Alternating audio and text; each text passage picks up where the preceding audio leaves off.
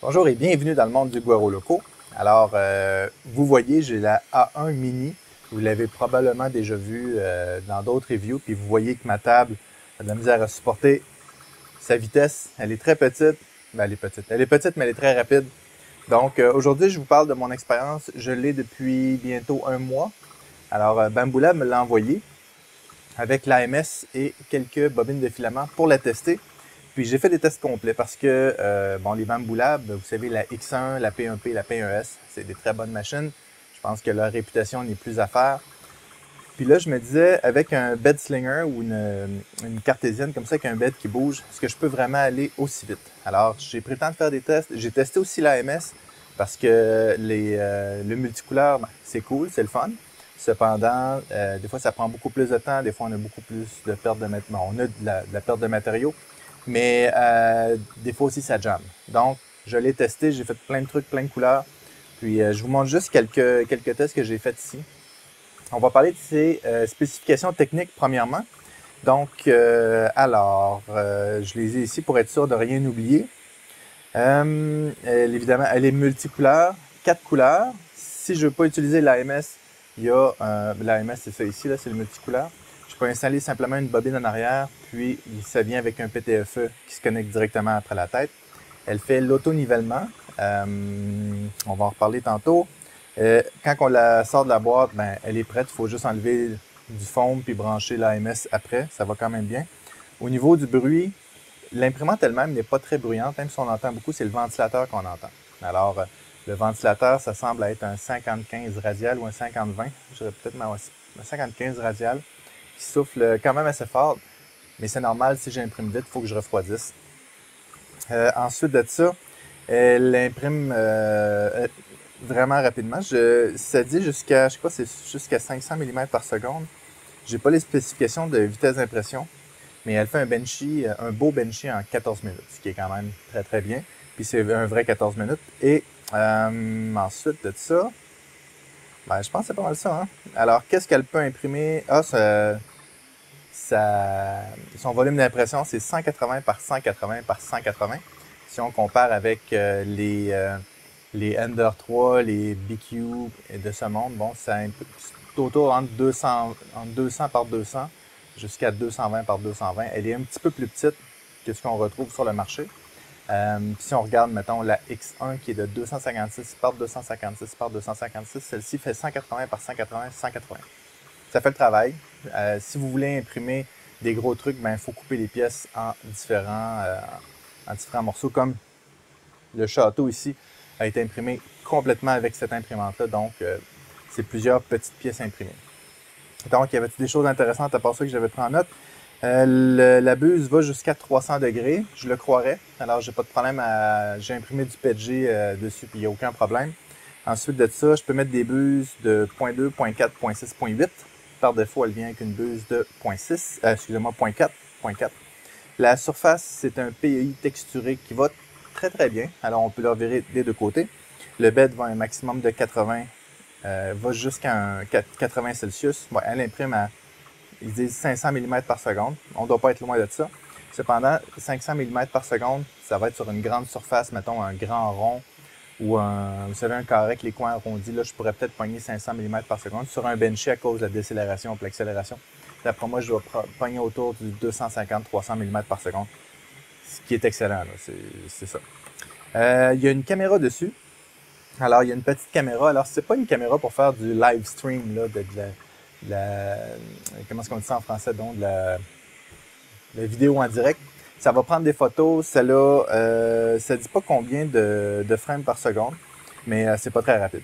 Alors, ça prend une photo peut-être aux 5-10 secondes, là, puis on le voit bouger tranquillement comme ça par coup. Là. Donc, mais ça aide à voir, par exemple, la distance son print. Puis, il y a une petite lumière aussi juste à côté. Puis, si je veux pas qu'on voit la caméra, alors il y a un petit couvert blanc que je peux simplement tourner comme ça ici, puis ça vient cacher la caméra. Donc, si vous voulez de la... J'ai de la misère avec mes mots en français matin. Privacy, de l'intimité ou être plus privé, vous pouvez simplement cacher la caméra, puis il n'y a pas de problème. Donc, il y a un détecteur aussi de coupure de filament. Puis, aussi si le filament est coincé. C'est-à-dire, si le filament coince dans l'AMS, alors cette partie-ci va s'écraser un petit peu, va rentrer sur le dessus de l'extrudeur. Il y a un détecteur là, puis ça va dire « Hey, mon filament est coincé ». Donc, c'est ça. Au niveau des spécifications techniques, c'est pas mal ça. C'est ça. Alors, je vais vous parler de mon expérience avec cette imprimante-là. Overall, ou en général, l'expérience est juste fantastique. C'est une super bonne imprimante. Les contres que je dirais, c'est le bruit qu'elle fait, puis elle fait tout bouger, là. Elle est sur des étagères en métal, puis l'étagère en métal brasse, là. Donc, elle est très rapide, mais elle a beaucoup d'inertie. Dans le petit plateau qu'elle a, elle fait aller rapidement. C'est à peu près la seule chose que j'y trouve. Là, il y en a beaucoup qui vont dire « Ouais, mais elle fait beaucoup de besoin de petits filaments, des petits bouts de plastique comme ça, de purge. » C'est juste quand j'utilise le multicouleur ou au début de l'impression, il va faire deux petits tas de filaments, puis c'est tout. Donc, au niveau des désavantages, on pourrait dire c'est ça. C'est vraiment, vraiment mineur.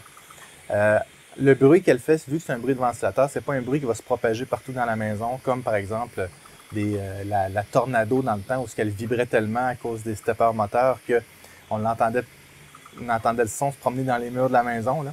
Et celle-là, c'est pas ça, c'est vraiment juste un bruit de ventilateur. Ensuite de ça, pour changer la buse, c'est super facile. Alors, je l'ai essayé. C'est juste un petit clip qu'on rouvre, on sort la tête, on met une autre tête, on clip, ça va super bien, évidemment, j'enlève mon filament avant. Il y a le petit couteau à filament aussi lors du changement de filament. Bref, ça va bien. Ensuite de ça, au niveau de l'AMS. Alors, je vais vous parler rapidement au niveau de l'AMS, mais après, on va voir les prints en détail puis qu'est-ce que j'ai imprimé avec ça. L'AMS, il va mieux que l'AMS qu'on retrouve, mettons, sur la X1C, celui qui est fermé. Il va mieux parce que, bon, il est plus facile à enligner dedans. Ensuite de ça, je peux voir mon filament où il est rendu. Puis des fois, dans l'AMS, les filaments cassaient dans l'AMS.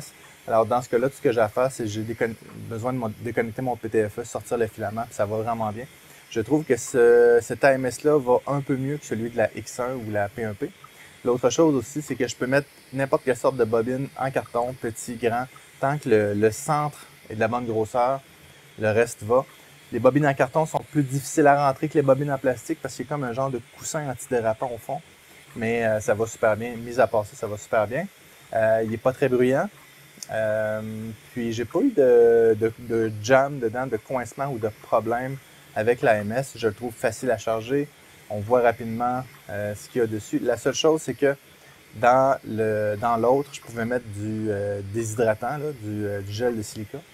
Puis, bon, lui, il est exposé à l'extérieur. Donc, de toute façon, cette imprimante-là n'est pas faite pour imprimer du nylon ou des éléments, des filaments trop spéciaux, mais plus PLA, PETG. ABS, je ne la recommanderais pas pour ça. Donc, parlons de filaments. J'ai imprimé du PLA et du PETG avec cette imprimante-là et dans les deux cas, ça va très, très bien. Le PETG, petit défi au niveau de l'adhérence. Sur le bed, j'ai mis un petit peu de colle, puis c'est une colle liquide qui est de bamboulable. Il y en a qui disent là, que ça aide pour décoller seulement. C'est le petit tube vert que je ne sais pas ce qu'il est. Je crois qu'il est là-bas dans d'autres imprimantes, mais c'est un petit tube avec un liquide vert. Je trouve que ça aide à l'adhérence pour le PETG. Donc, je mets le bed à 80, mon filament à 245 et ça va bien. J'ai imprimé des pièces avec des coins assez carrés, j'ai imprimé des plus petites pièces, puis ça va quand même bien. Par défaut, lorsque j'imprime du PETG, il va mettre une bordure autour, mais j'ai trouvé qu'elle s'enlève très très bien. Donc, PLA, PETG, ça va bien. On va regarder maintenant qu'est-ce qu'on est capable de faire avec ça. Le multicouleur, je vous montre ce petit modèle-là qui venait qui venait sur l'imprimante. C'est un petit Panda. C'est super propre. Regardez où les yeux, là, on voit, il y a un petit spot blanc dans le rouge. C'est voulu, là. Il n'y a pas de mélange de couleurs, il n'y a pas de stringing. Elle est sortie comme ça, là. Je l'ai pas travaillé, hein. Je n'ai pas passé au fer chaud ou quoi que ce soit. Et l'impression est juste parfaite. Le dessous des pattes, il n'y a pas de mélange de couleurs entre le bleu et le blanc. Donc, la purge de filament marche très, très bien. Puis, les impressions sortent très propres et elle était facile à décoller aussi. Donc, ça a été un des premiers prints. J'ai imprimé évidemment un Benchy qui est en train d'imprimer là. Il est très beau. J'ai rien à dire. L'overhang, pas de stringing, tout est correct. Donc, beau Benchy. J'ai imprimé aussi ce petit enrouleur de fil qui est imprimé en une seule pièce. Puis lorsque je l'ai décollé, j'étais en mesure de plier le dessus sans aucun problème. Donc, belle qualité d'impression. La précision, ben, Bambu Lab font des prints très précis. Hein.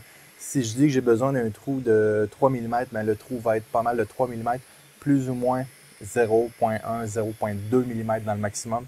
Mais c'est bien rare, ça va dépasser une différence de 0,2 mm. Donc, même pour cette petite imprimante-là, ça va plutôt bien.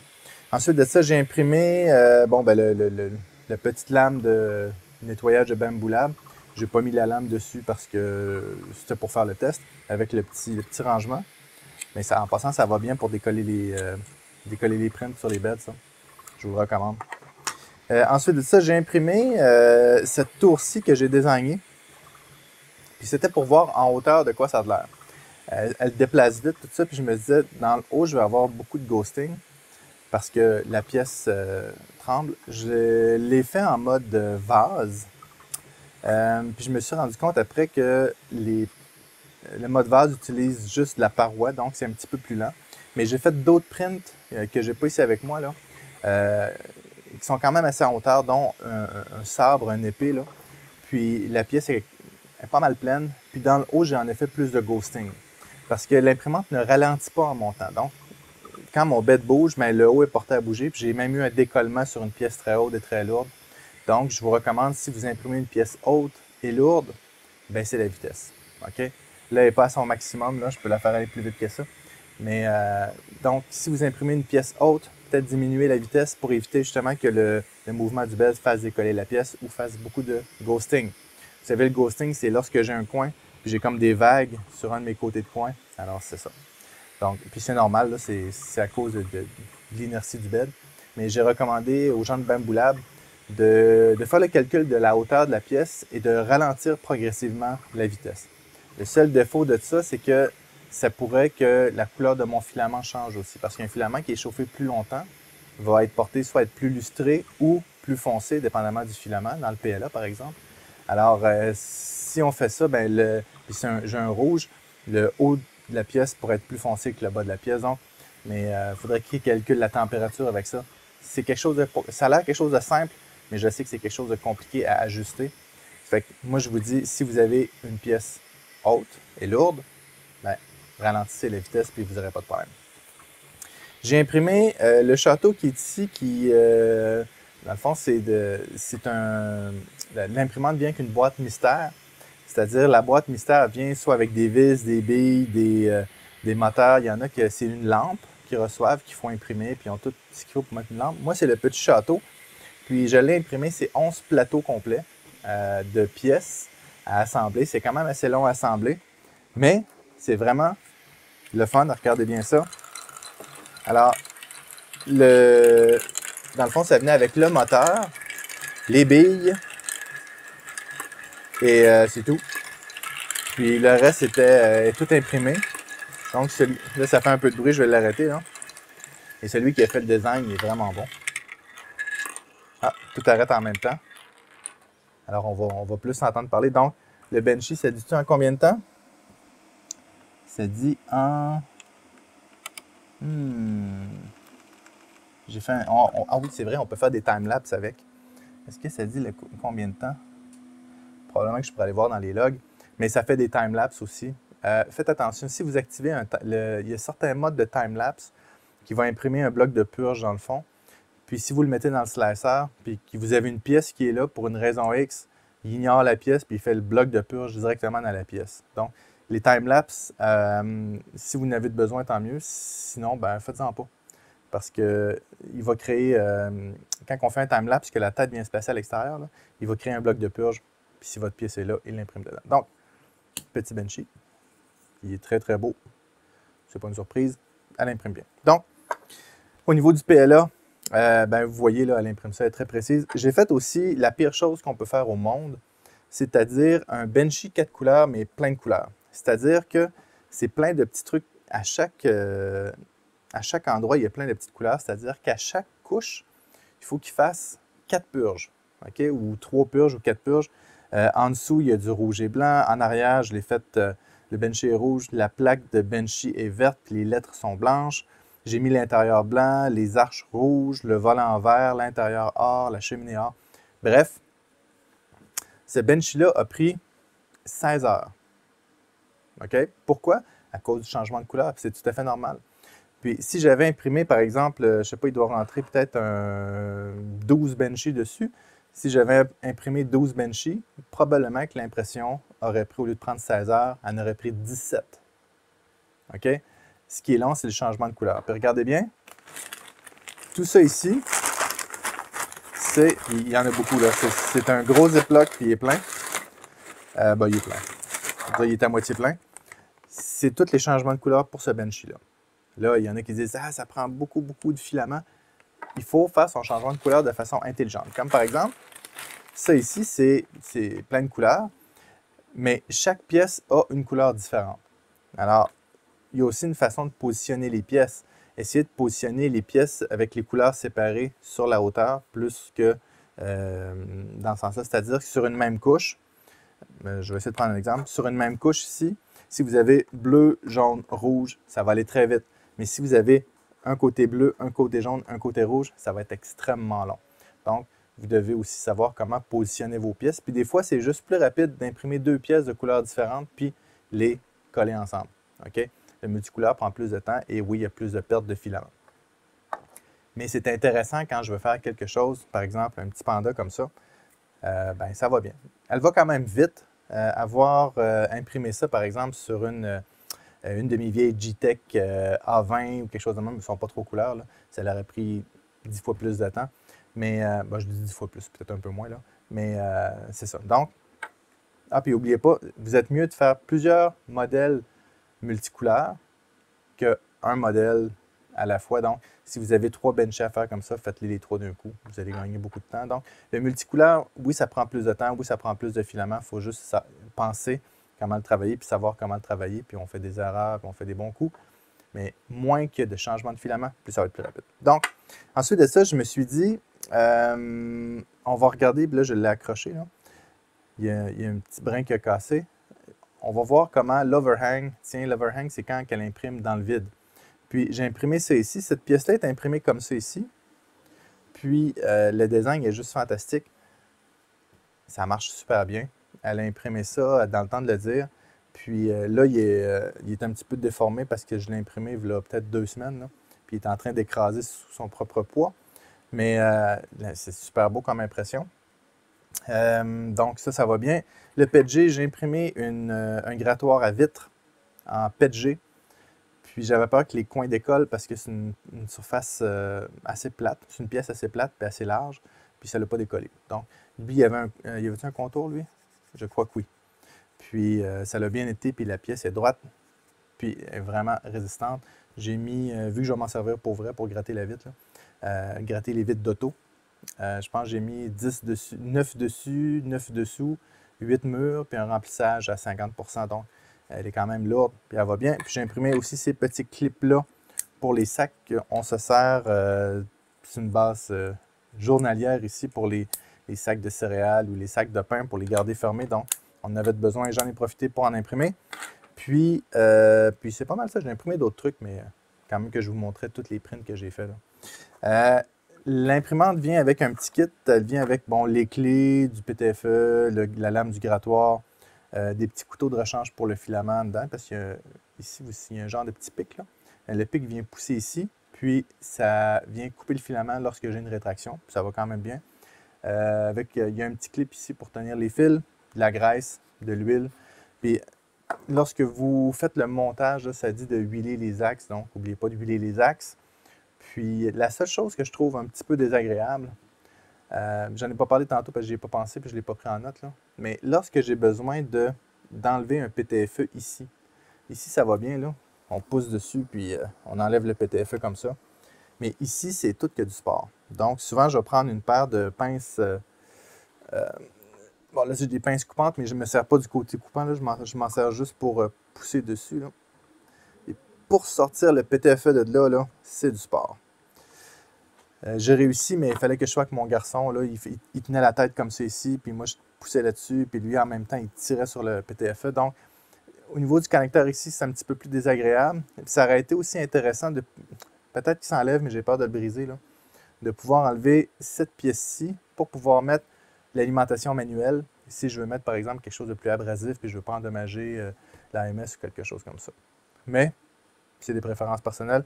Peut-être que c'est moi qui ai de quoi qui n'a pas compris, mais je crois que cette partie-là ne s'enlève pas facilement. Je vois des vis, là, mais ça aurait été bien de juste pouvoir l'enlever puis rentrer un filament manuellement. Mais c'est pas plus grave que ça. Donc, c'est une petite imprimante vraiment surprenante. Évidemment, si vous voulez imprimer de l'ABS avec ça, vous voulez imprimer de l'ASA, c'est pas une bonne idée parce que ça prend des environnements fermés. Je n'utiliserai pas pour imprimer du nylon, mais tout ce qui est PETG, ABS ou les filaments qui s'impriment à, on va dire, température pièce, qui ne sont pas obligés d'être dans un environnement chauffé, cette imprimante-là est juste fantastique.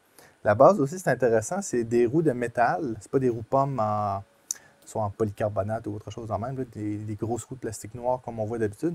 C'est des roues de métal concaves sur des rails convexes. Ici, c'est des rails linéaires là, comme les Highwind, comme on voit. Highwind, je pense. Je ne me rappelle plus du nom. Puis, ce que je peux faire aussi, c'est que j'ai vu que je pouvais m'installer une poignée ici. Mon ami Marc Lacombe s'en est acheté une aussi.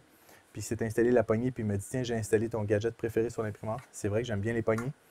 Ah oui, peut-être une petite chose que je n'ai pas parlé, elle prend de la place. Voyez-vous tout l'espace qu'elle prend pour une 180 par 180 à cause de l'AMS. Ça aurait été bien de faire, je ne sais pas, quelque chose qui est moins encombrant, mais je comprends que c'est un multicouleur, puis écoutez, il y a quand même 4 kg de filament, les moteurs, puis tout ça, ça prend de la place. Mais je ne sais pas, un support qui vient au-dessus, qui prend, je ne sais pas. Alors peut-être, ça prend beaucoup de place. Donc, je pense pas qu'elle le mette au bout de l'axe, se mettre 4 kg de filament au bout de l'axe, ce serait une bonne idée. D'après moi, elle partirait par en arrière. Mais c'est ça. Donc, prenez ça en note. Il y a un ventilateur qui marche et elle ne fait pas de bruit. Le principe de purge de filament est quand même intéressant. Lorsque ma tête vient au bout ici, alors il y a comme une petite palette qui bouge, puis qui vient éjecter le filament. Alors ça va bien. C'est ça. Donc, c'est vraiment une belle imprimante que Bamboo Lab ont fait. Le prix est aussi assez intéressant. Dépendamment où vous êtes, je vais le mettre en canadien et en euros en dessous. Évidemment, il y a le prix avec ou sans l'AMS. Si vous voulez faire du multicouleur, je pense que c'est une très, très belle option. Si vous voulez une imprimante qui va vite, qui va bien, petite surface d'impression, pour un jeune, c'est quelque chose qui pourrait être très intéressant. Ou si vous avez, par exemple, vous imprimez juste des petites pièces ou des choses ou à l'occasion, rapport qualité-prix, je pense que cette imprimante-là va avoir beaucoup de succès. Donc, bravo à Bamboo Lab pour cette petite sortie-là, cette petite imprimante sortie-là. Donc, c'est ça. Je sais que Bamboo Lab ont d'autres trucs à venir aussi, donc restez attentifs à ce qui sort dans les prochaines semaines. D'après moi, il va y avoir des beaux annoncements. Puis, si vous pensez peut-être d'acheter cette imprimante-là, ben, je vous dirais pourquoi pas. Alors, si 180 par 180 fait votre affaire, c'est parfait. Si vous voulez un petit peu plus grand, ben, peut-être attendre un petit peu pour voir qu'est-ce qui va sortir sur le marché éventuellement. Puis c'est ça. Merci beaucoup à Bamboo Lab pour l'imprimante. Merci aussi aux supporters de la chaîne que vous voyez défiler dans l'écran. Si vous n'êtes pas abonné à la chaîne, c'est le temps de vous abonner. Si vous avez aimé ça, mettez un like. Merci beaucoup et à bientôt.